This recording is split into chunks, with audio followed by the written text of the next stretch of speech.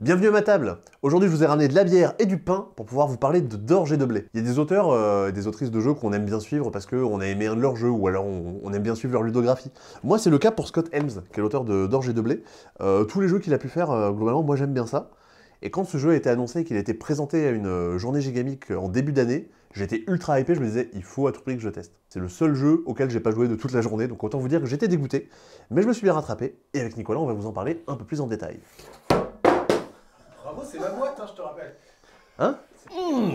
Alors, d'orge et de blé, c'est un jeu de Scott Helms, comme vous l'a dit Sébastien, et c'est illustré par Michael Menzel, notamment connu pour Andorre.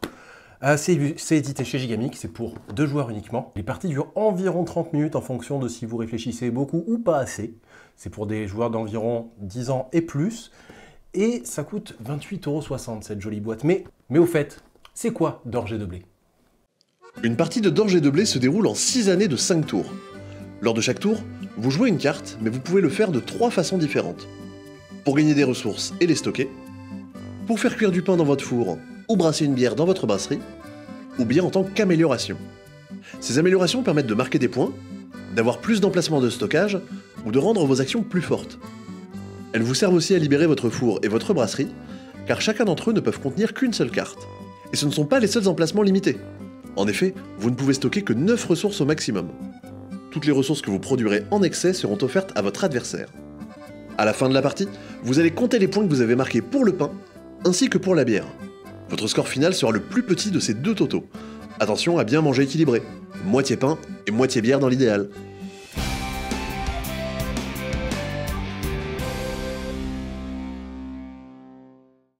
Alors, on a écrit nos petits choix de c'est pour qui.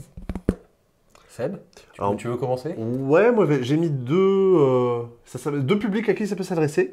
J'ai mis les fans de jeux à l'allemande pressés. Parce qu'on est effectivement sur du jeu de gestion à l'allemande, comme on peut le faire depuis des années. Mais pressé. Mais condensé, ouais, en 30 secondes. Alors on va brasser, pas vraiment presser du jus, mais on est dans cet état d'esprit de jeu assez rapide. Et également, des gens qui auraient envie de découvrir ce genre. Je sais que ça peut être une catégorie de jeux qui peut faire un peu peur, notamment par la longueur et parce que les jeux peuvent être compliqués. Là, vraiment, la règle s'explique en 5 minutes, la partie en dure 30, et ça donne une bonne idée de ce que peut être un jeu de gestion.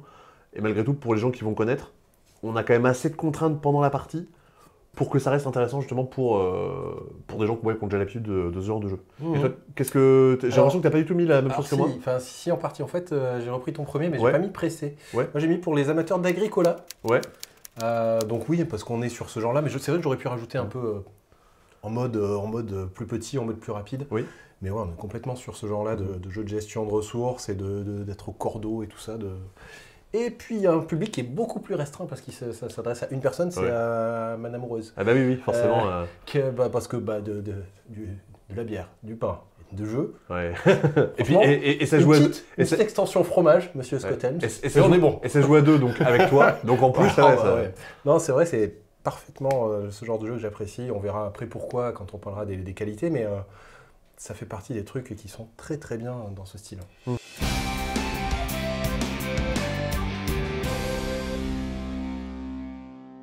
Nico, nous avons choisi les 3 raisons pour lesquelles nous aimons bien d'orge et de blé. On a un peu une dualité pain-bière, comme le cirque. On aurait pu ne faire qu'un top 2 pour rester un peu dans le thème. On a quand même décidé d'en mettre 3 parce qu'on avait plein de choses à dire. Qu'est-ce que tu nous proposes? Je vous propose en premier l'élégance du gameplay. Oula. Le côté, c'est très simple en fait. Bienvenue sur Arte, jeu de ouais. société. Non, mais c'est très simple. On pose des cartes pour prendre des ressources ou pour fabriquer, ou on dépense ces ressources pour fabriquer la carte. Il n'y a rien de... Mais ça marche bien. Il n'y a pas d'informations en trop, il n'y a pas de trucs qui dépassent et tout ça. Et moi, c'est ce que je disais un peu tout à l'heure, c'est que c'est au cordeau, quoi. Oui, c'est quand tu montres une carte à quelqu'un en lui expliquant, bah en fait, tout est limpide et Et voilà, ça.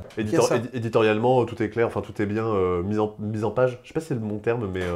Le deuxième choix, c'est les dilemmes. Moi, c'est un truc que j'aime beaucoup dans les jeux, notamment à 2, mais pas que, mais les gros dilemmes des jeux que je vais citer plus tard. Mais voilà, des dilemmes où on sait que chaque choix va donner quelque chose à l'adversaire souvent. Mm. Et du coup, c'est la galère de mais comment je fais? Et puis j'ai plus de place là, et puis je veux faire cette bière, mais sinon j'ai pas de points. Enfin, c'est une horreur constante, mais c'est ça qui est bien. Sur ce point-là, moi je vais te rejoindre sur justement l'un de mes points. Je ne montre pas mon ardoise de suite. C'est justement parce que un truc que j'aime beaucoup, c'est les cartes à triple utilisation. Justement, comme dans pas mal de jeux, typiquement Race où tu vas jouer tes cartes ou alors les défausser pour payer. Là, tu as ce côté de ma carte, je pourrais pas m'en servir pour toutes ces utilisations, il faudra que je fasse un choix. Voilà. Et déjà, rien que ça te donne c'est ça. pas mal de questions à te poser. Dans pas mal de cas, tu vas passer tes cartes à l'adversaire. Donc, c'est. Ouais. Ça fait travailler le ciboulot. Et la fin, c'est l'équilibre qu'il y a à conserver pour marquer plus de points. D'un point de vue alimentaire? Ah non, pas du tout. Non, d'un point de vue points pour gagner dans la partie. Oui, chose que je n'ai jamais faite d'ailleurs, j'ai jamais gagné. Ouais, le fait que les derniers tours, ils soient pareil, encore plus de dilemme de dire j'ai besoin de ressources comme ça et il faut que je fasse cette carte, mais en plus si elle prend celle-là, je vais être embêté. Et il faut garder l'équilibre des points pour faire un score potable, sinon on se retrouve à faire des scores minables comme Seb. Ça m'est arrivé une fois, j'ai vraiment fait un score minable, j'ai fait 10, mais je me suis rattrapé. J'ai fait pour l'instant le meilleur score de la boutique, j'ai fait un score de 32, record à battre. Cet équilibre à conserver, moi je l'ai retrouvé dans mon deuxième point, que j'ai appelé tension dans le stock / scoring, parce qu'effectivement, donc faut cet équilibre pour essayer de marquer un max de points, parce qu'on a le score pour la bière, le score pour le pain, le plus petit des deux va compter. Et le fait que notre stock soit très limité, on n'a que 9 emplacements, ça rejoint moi ce que j'aime bien typiquement dans la crypte de Sedlec, où on n'a que 2 cartes en main maximum, il va falloir les poser un moment, là il va falloir que je dépense mes ressources, ou sinon je les donne à mon adversaire, mais j'ai pas vraiment envie que ça arrive. Les cartes à triple utilisation, du coup, comme je disais. Et mon troisième point positif, c'est les effets d'amélioration. Justement, à chaque partie, j'aurai pas les mêmes bonus et je vais pas forcément. Je vais pas forcément, comment dire, gérer mes actions de la même façon. Parce que justement, je vais avoir mis des améliorations. Je sais pas, il y a des améliorations qui disent en début de manche, je vais récolter ça, je vais récolter ça. Si jamais j'ai ça, j'ai ces actions-là. Je vais essayer de vider mon stock avant le début d'une année pour justement pouvoir les remplir au maximum. Il y a des choses assez variées. Il y a du stockage en plus, il y a des points en plus selon certaines conditions et ça permet des fois justement de rattraper un peu quand on serait un peu en retard. Parce qu'il y a des scorings qui nous disent ça donne des points pour le pain, ça donne des points pour la bière. Mais il y a des scorings qui disent ça donne des points pour la bière ou le pain selon ce que tu as envie. Donc pareil, ça te permet de rejoindre un peu ton équilibre. Ouais, c'est ça c'est les choses qui permettent de... Puis ça permet aussi de se différencier pas mal de son adversaire parce qu'on va surtout le faire, on va dire jusqu'au milieu de tiers de partie, ça, l'amélioration, et après on va essayer de dérouler. Mais bon voilà, ça montre la richesse de tout ça. Quoi. Ouais. Malgré effectivement, comme tu disais, le minimalisme et le côté de... Ouais, tout à fait. 3 actions possibles et c'est tout.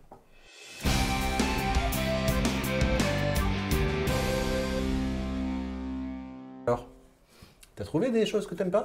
Ouais, j'en ai trouvé. C'est pas catastrophique, parce que sinon on n'en parlerait pas là, on n'aurait pas demandé à faire une vidéo dessus. Non, alors mon premier point négatif, je suis à peu près sûr qu'il y a des gens qui vont trouver que c'est un point positif. Je vais me moucher. En général, il y a des gens qui pourraient mal vivre leur première partie, justement ce que j'ai dit. On peut subir le jeu. Dans notre première partie, on va jouer nos cartes pour produire des ressources, on va peut-être un peu moins anticiper ce qui se passe par la suite. Et il se trouve que quand j'ai mon entrepôt qui est rempli, et que j'ai pas de recettes qui conviennent, je me retrouve un peu coincé, je peux pas forcément libérer de l'espace, ou alors je vais donner beaucoup de choses à mon adversaire, ça risque de pas très bien se passer. Le fait est que lorsqu'on s'améliore un petit peu dans le jeu, on comprend que les cartes qu'on utilise pour produire au premier tour, on va pouvoir les rejouer derrière au second tour, donc on peut comme ça essayer d'anticiper un peu ce qui va se passer, mais sur une première partie ou sur les 2-3 premières parties, ça risque d'être un peu plus difficile. Il y a des gens qui vont aimer ça, justement le fait que le jeu leur résiste un peu, c'est quelque chose qui va sûrement fonctionner chez certaines personnes, mais il y a des gens qui peuvent avoir un peu de mal avec ça. Je te rejoins, j'ai mis méchant, entre guillemets. Ok, oui. C'est un peu ça. Ouais. C'est ça, oui, typiquement, vraiment le twist de quand ton entrepôt il est plein, tiens, t'en fais cadeau à l'autre pour pas gaspiller. Moi, je trouve ça vraiment super, mais il y a des gens que ça va pouvoir déranger. Faut aussi faire attention, mais comme dans beaucoup de jeux à deux, c'est le cas, à la différence de niveau. Typiquement, quand on a eu justement ce déclic de « Ah ouais, d'accord, je peux anticiper ce qui se passe », et qu'on joue avec quelqu'un qui découvre le jeu, forcément, la personne va se faire écraser, il va y avoir une grosse différence de score justement pour ces raisons-là. Mais ce qui montre aussi qu'il y a quand même une marge de progression sur le jeu. Donc pareil, c'est plutôt des... attention, si jamais vous voulez le présenter à plein de gens différents, vous risquez de toujours gagner. Et aussi le fait d'aller encore un peu plus loin dans le thème. On dit souvent que les jeux allemands ne sont pas du tout thématiques. Mais là, bon, alors... je vais pas vous dire qu'on se sent en train de fabriquer du pain et de la bière, mais c'est vrai que sur les cartes, tu aurais pu avoir des petits noms pour le pain, des petits noms pour la bière, tu vois, des noms de brasserie, des noms de trucs, tu vois, un côté, avoir un décor encore un peu plus poussé. Tu vois, je sais pas, pareil, de l'autre côté du plateau, on pourrait avoir, je sais pas, le nom de notre entreprise de pain et de bière. Oui. Genre une auberge, un truc, tu vois, juste Ok. pour... quitte à aller dans le délire, autant y aller encore plus loin, je trouve ça dommage de Mais- ne pas l'avoir poussé à fond. Mais moi, ça me dérange pas tant que ça. Ah, En c'est- fait, j'ai mis en point négatif, j'ai mis Oui. austère.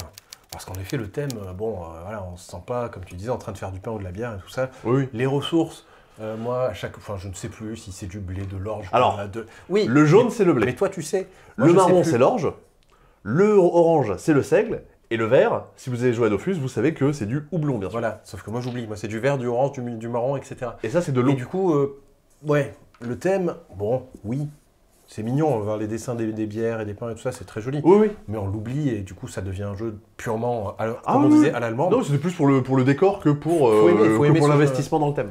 T'as mis Tu le l'as temps pas d'analyse, ouais. Le temps d'analyse, parce que, comme on disait, les cartes à triple utilisation, on en a 5 en début de manche. Ouais, ouais. Les lire, les comprendre, le dire comment, dans quel ordre, etc. Puis on draft, on en a 4 de plus qui arrivent. Ça peut, Ah ouais. voilà, ça peut être un peu long de temps en temps. Justement, mais peut-être sur une première partie, mais effectivement, j'ai pas vraiment ressenti ça parce que, en fait, les effets sont décomposés par catégorie et pareil, tu vois assez vite ce que tel type d'effet va faire. Et justement, je trouve que tout est tellement bien découpé sur la carte que le travail t'est pré-mâché. Et que pareil, même si tu as plusieurs options possibles, bah tu sais qu'à tel moment, bah tu vas pas fabriquer une bière parce que t'as pas les ressources qui vont. Ou alors tu veux telle ressource, donc tu cherches une carte qui va produire tel type de ressource. Je suis d'accord que tu es orienté dans tes choix, mais qu'il y en a beaucoup. Oui, oui, ok. Notamment en début de partie, dans quelle direction on va, c'est là où ça peut prendre un peu de temps et c'est là où tu vois finalement plein de cartes. C'est dès le début, Oui, oui. t'envoies 9 en 2 tours. Ça dépend avec qui tu joues aussi.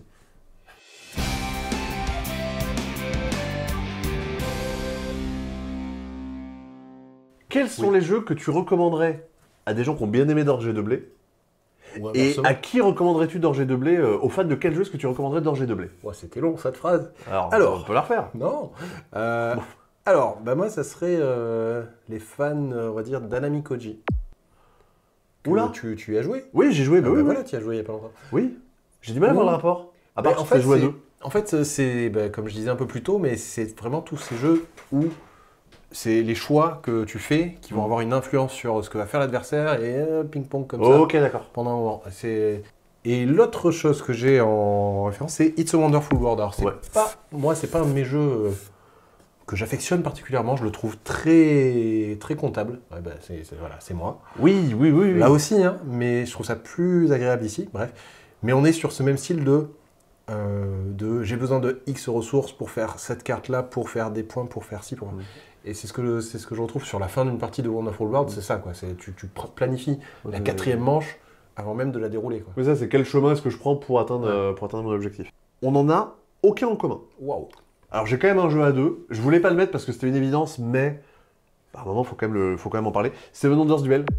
Effectivement, on va retrouver aussi cette tension. Et aussi, mais en fait, le plus gros point commun que j'ai trouvé entre les deux, c'est la... Alors, il y a les cartes qui s'améliorent, mais les cartes à triple utilisation. Ah oui, oui. En fait, là, la triple utilisation, elle est directement écrite sur la carte. Alors dans Seven Wonders Duel, c'est toujours, je prends une carte et je peux m'en servir de 3 façons différentes. C'est pas la même façon de le concevoir, mais on retrouve aussi ce même système de choix. Et puis pareil, tu as toujours le choix entre plusieurs cartes dans la pyramide qui donnent des choix à l'autre. En fait, on retrouve un peu la même sensation, même si derrière, l'objectif et la façon de faire est différente. Et puis en termes de scoring, d'objectifs de partie, on est sur 2 trucs qui sont complètement séparés. Et après, moi j'ai mis 2 autres jeux qui reprenaient un peu ce principe de cartes qui apportent des améliorations pour la suite. J'ai mis Everdell. Parce qu'on a aussi, comme dans Everdell, ce côté de je vais jouer une carte qui va me produire au début de chaque tour, ou alors je vais jouer une carte qui me donne un bonus sur une action, etc. etc. Sur un truc qui est bien plus épuré, bien plus léger. Ouais, c'est pas le représentant que j'aurais. Petit format. Mais j'ai un peu galéré à trouver, mais justement, je trouve que ça va en termes de ressemblance. Et pareil, j'ai mis Gizmos. Ou Gizmos, du coup, une espèce de Splendor-like, où pareil, je construis des bidules qui améliorent mes actions. Ah bah tiens, quand je fais telle action, ça me donne tel bonus derrière et je peux faire des petites réactions en chaîne. Là, on n'a pas de réaction en chaîne. C'est tout le cœur du jeu qui est là, on n'a pas cet aspect de réaction en chaîne, mais on a pareil ce truc de à partir de maintenant, quand je fais telle action, ça me fait ça. Et on part Ok, des oui, mêmes actions possibles dès le début de la partie. T'es parti Et sur on a une ça. asymétrie qui va se dérouler derrière. Moi, c'est ces sensations-là justement que j'aime bien et c'est pour ça D'accord. c'est ce que j'ai envie de mettre en avant dans mes choix. Et je crois qu'on a fait le tour. Wow. Donc déjà, merci à Gigamic qui nous a aidé à financer cette vidéo à notre sollicitation. Merci à Scott Helms de faire des jeux aussi cool. Ouais, c'est un auteur que j'aime beaucoup, que je suis depuis quelques années maintenant. Il sort quelques jeux par an, il en sort pas des milliards non plus, mais j'aime bien suivre ce qu'il fait et ça me donne envie de voir ce qui se passe derrière. D'ailleurs, c'est pas quelqu'un qu'on connaît, donc des fois on parle de jeux qu'on aime bien, même si c'est pas nos potes.